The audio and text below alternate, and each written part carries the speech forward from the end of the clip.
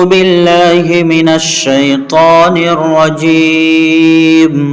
بسم الله الرحمن الرحيم.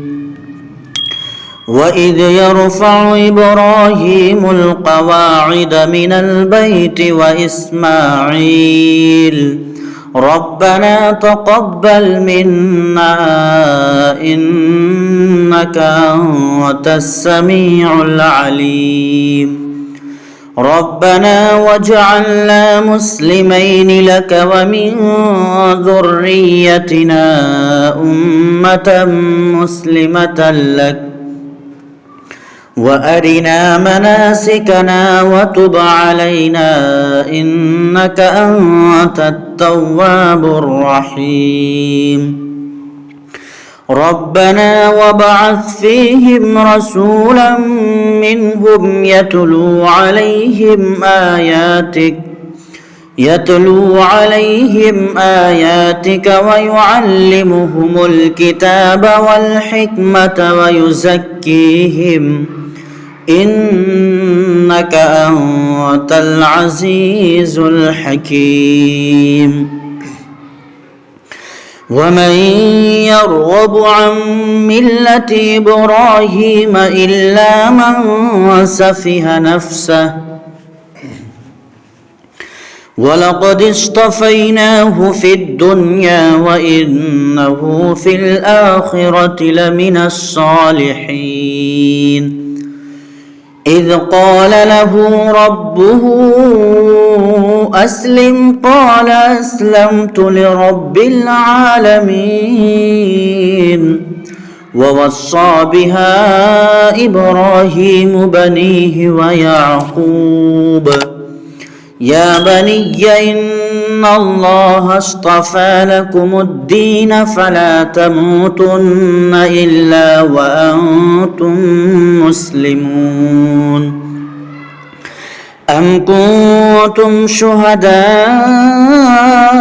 إذ حضر يعقوب الموت إذ قال لبنيه ما تعبدون من بعدي قالوا نعبد إلهك وإله آبائك إبراهيم وإسماعيل وإسحاق إلها واحدا ونحن له مسلمون. تلك أمة وقد خلت لها ما كسبت ولكم ما كسبتم ولا تسألون عما كانوا يعملون. وقالوا كونوا هودا أو نصارى تهتدوا قل بل ملة إبراهيم حنيفا وما كان من المشركين. قولوا آمنا بالله وما أنزل إلينا وما أنزل إلى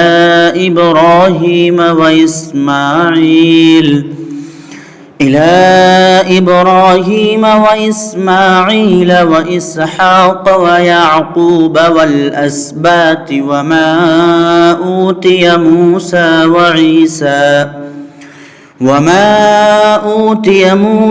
وعيسى وما أوتي النبيون من ربهم لا نفرق بين أحد منهم ونحن له مسلمون.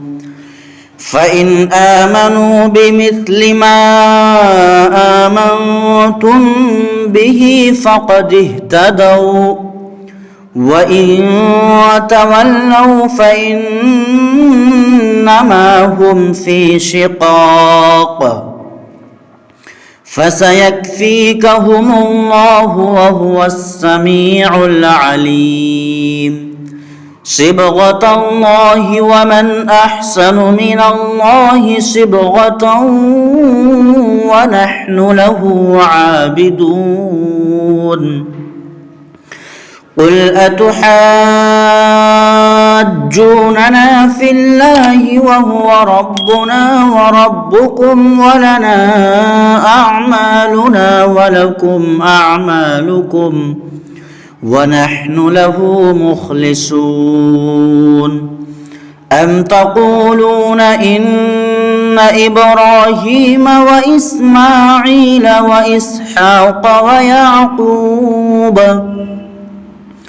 وإسماعيل وإسحاق ويعقوب والأسباط كانوا هودا أو نصارى قل أأنتم أعلم أم الله ومن أظلم ممن كتم شهادة عنده من الله وما الله بغافل عما تعملون تلك أمة قد خلت لها ما كسبت ولكم ما كسبتم ولا تسألون عما كانوا يعملون